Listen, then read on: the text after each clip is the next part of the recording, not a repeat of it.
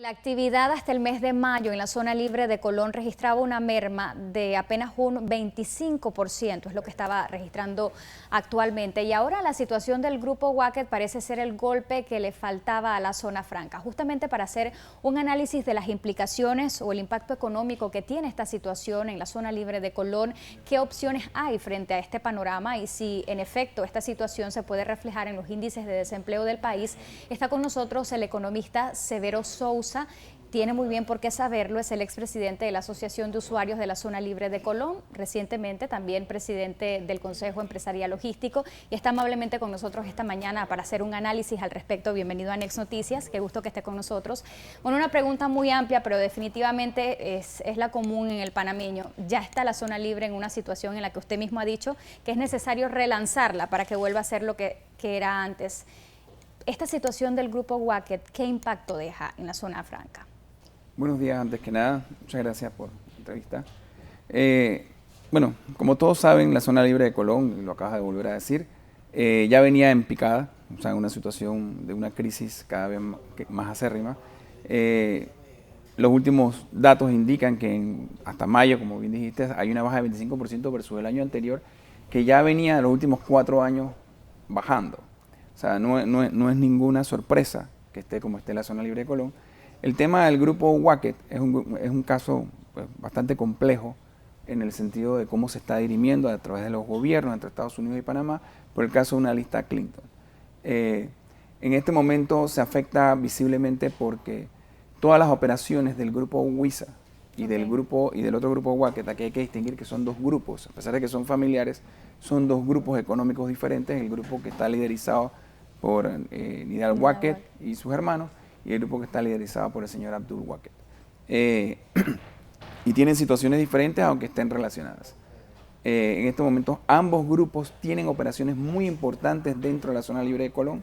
Ambos grupos mantienen una cantidad importante de empleados. Entre ambos pueden haber por lo menos 600 o 700 empleados que están directa e indirectamente relacionados en la zona libre de Colón, y que sin duda alguna, de darse un fin catastrófico, digámoslo así, con estas empresas, o que fueran condenadas definitivamente al cierre, pues son empleados que estarían en la calle.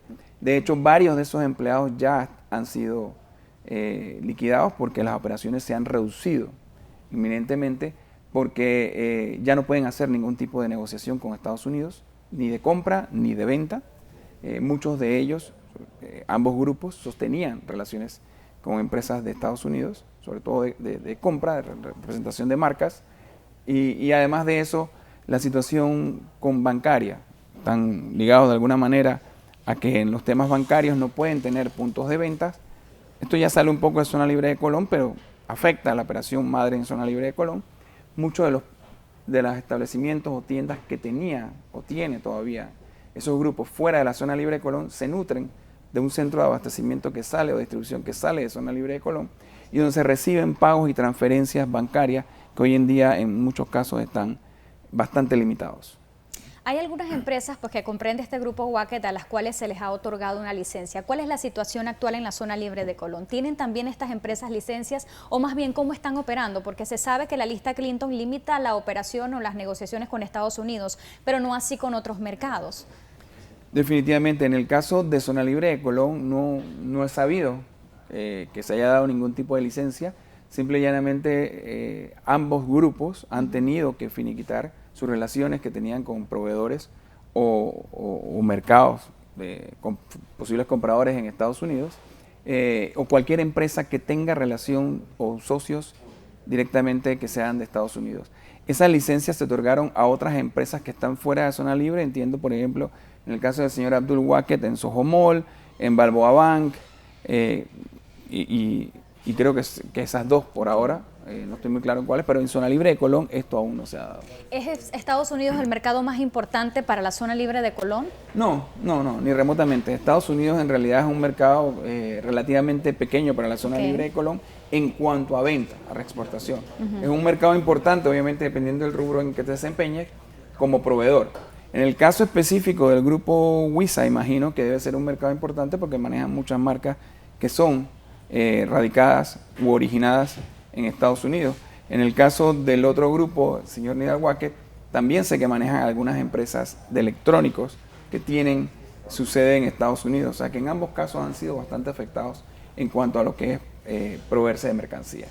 Ahora bien, si exploramos los escenarios, esto obviamente está ínfimamente relacionado a las negociaciones que se acuerdan entre Estados Unidos, Panamá y obviamente las empresas de Abdul Wackett o Nidal Wackett, pero un escenario viable, por ejemplo, sería que definitivamente ellos vendan estas empresas. ¿Es la única opción que se tiene hoy día? Bueno, yo no sé si es la única opción porque al final va a depender mucho de la negociación entre gobiernos, como bien lo mencionaste, porque yo no creo que nadie quiera comprar una empresa que los Estados Unidos lo condicionan a que siga mantenida en la lista Clinton. Entiendo. Si dentro de la negociación se diera que saliendo uno de los accionistas o los principales accionistas fueran a ser retirados, es muy probable entonces que sí se dé ese tipo de negociación y creo que de buenas a primeras pareciera, por lo que se escucha, ser lo más viable, pero va a estar condicionado seguramente a salir de la lista. Yo creo que más que dedicarnos solamente a ver el tema de las familias o de las dos familias como tal, creo que hay que ver las implicaciones que tiene esto para el país también. Las implicaciones, como bien decías, para la zona libre de Colón. En el caso específico de la zona libre de Colón, volvemos a temas que yo creo que habían sido subsanados en cierta medida, a pesar de que los gobiernos, no es este particular, los gobiernos no son mucho de promover y ayudar a la zona libre en ese sentido. La zona libre de Colón siempre ha tenido el fantasma alrededor del lavado de dinero por la cantidad de plata que se mueve en transacciones comerciales. Yo creo que es injusto definir a la zona libre de Colón bajo ese espectro.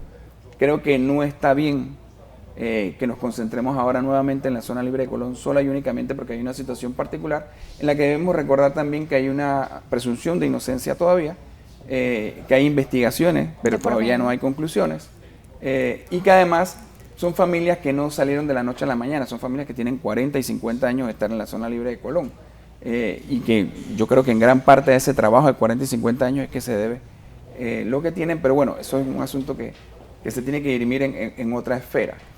Pero a lo que voy es que aquí ha fallado un tanto la institucionalidad, ¿verdad?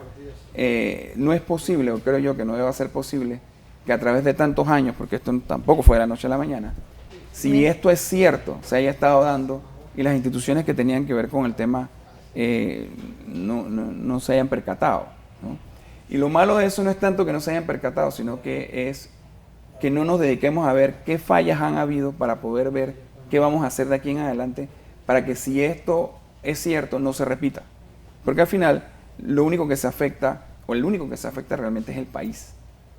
Y cuando afectamos al país, afectamos a todos los panameños, no afectamos a una o dos familias solamente. A 700 familias que dependen justamente de los empleos en las empresas en zona libre, directas, ¿no? Hay que ver cuántas indirectas. En efecto, usted habla de un abandono y que ha sido pues a través de todos los gobiernos. En este mismo momento yo me refería a que la actividad ha caído por lo menos en un 25% y se están haciendo esfuerzos, entiendo que hay una propuesta o ya ha sido aprobada en la Asamblea para mejorar los beneficios fiscales que se otorgan a los clientes. Por ejemplo, se habla de la exoneración de impuestos o reducción de impuestos. ¿Es esto suficiente? ¿No implica un sacrificio fiscal muy grande para la zona libre ahora como está? Bueno, nosotros hemos insistido en que en la administración pasada, básicamente, fue como dicen por ahí, la gota que derramó el vaso, en el sentido de aplicar impuestos y aplicar tasas y aplicar sobrecostos a la zona libre de Colón, con el único afán posiblemente de buscar dinero para hacer, no sé si para hacer obras o para qué, pero buscar dinero como tradicionalmente han hecho todos los gobiernos. Los gobiernos se dirigen a la zona libre de Colón para buscar dinero para sus obras. Pero la administración pasada se pasó aplicando impuestos que antes no existían en la zona libre de Colón y aplicando sobretasas. Nosotros hemos insistido en que se debe volver a como estábamos antes de eso, porque antes de eso los costos operativos eran suficientes como para poder seguir operando un negocio de forma competitiva. Hoy en día la competitividad de la zona libre ha decaído totalmente. Nosotros tenemos zonas francas alrededor. Colombia ha desarrollado unas decenas de zonas francas basadas en nuestro modelo. Centroamérica está haciendo lo mismo y el Caribe igual. Hoy en día incluso Cuba está desarrollando una zona franca basada en nuestro modelo, pero no en el modelo actual, en el modelo anterior que teníamos, en el modelo que todo el mundo insiste en decir que ya desapareció y que está obsoleto. Nosotros pensamos que zona libre de Colón, el modelo no está desgastado. Para nada, el modelo sigue siendo vigente Lo que está desgastado y obsoleto es lo que se quiere obtener de ese modelo a través de impuestos y tasas. Nosotros solicitamos desde el principio de este gobierno que se redujeran esas tasas y esos impuestos. A través de una negociación muy larga simplemente logramos que un impuesto fuera rebajado a la mitad, un 1%, y unas otras tasas fueran también rebajadas. Esto se aplicó tardíamente. Los efectos no los vamos a ver de forma inmediata porque además están otras cosas desarrollándose. Pero más que nada lo que nosotros estamos diciendo de hace rato es que lo que se necesita es promover la zona libre de Colón con un plan real y estratégico fuera de las barreras de Panamá, en el extranjero, atraer nuevos clientes, atraer nuevos mercados. Y eso lo tenemos que hacer en conjunto con el gobierno. Eso se hacía antes. Eso se dejó de hacer en la administración Torrijos. Cada vez se vino haciendo menos, en la administración Torrijos se paró de hacer. La administración pasada no se hizo para nada y todavía no lo estamos haciendo. Eso es necesario.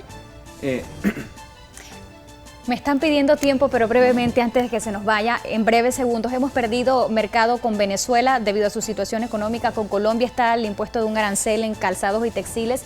¿Cuál debe ser el camino? ¿Recuperamos ese mercado o nos enfocamos en otras multinacionales? No. Deben ser los dos. Debemos ver qué está pasando en Colombia, qué está pasando en Ecuador. No solamente Colombia, es Colombia, Ecuador, Venezuela. Son varios mercados, incluso el Caribe, que nos están poniendo barreras no arancelarias y de pronto el gobierno actual y anteriores no están haciendo lo suficiente de forma enérgicamente para que esto se cumpla. O sea, nosotros tenemos tratado para que se cumpla, que el intercambio comercial sea libre, como tenemos los tratados que así lo dicen. Y en cuanto a otros mercados, definitivamente que hay mercados que podemos recuperar tanto en el Caribe como en el sur. México, por ejemplo, es un mercado que hace tiempo no nos acercamos suficientemente a ese mercado y es un mercado bastante grande que pudiera en un momento determinado tal vez cubrir otras falencias. Bien, gracias Severo Sousa por estar con nosotros esta mañana en Next Noticias haciendo un análisis de la situación de la zona libre de Colón y cómo afecta también lo que está sucediendo con el grupo WISA a nivel nacional. Gracias por estar aquí.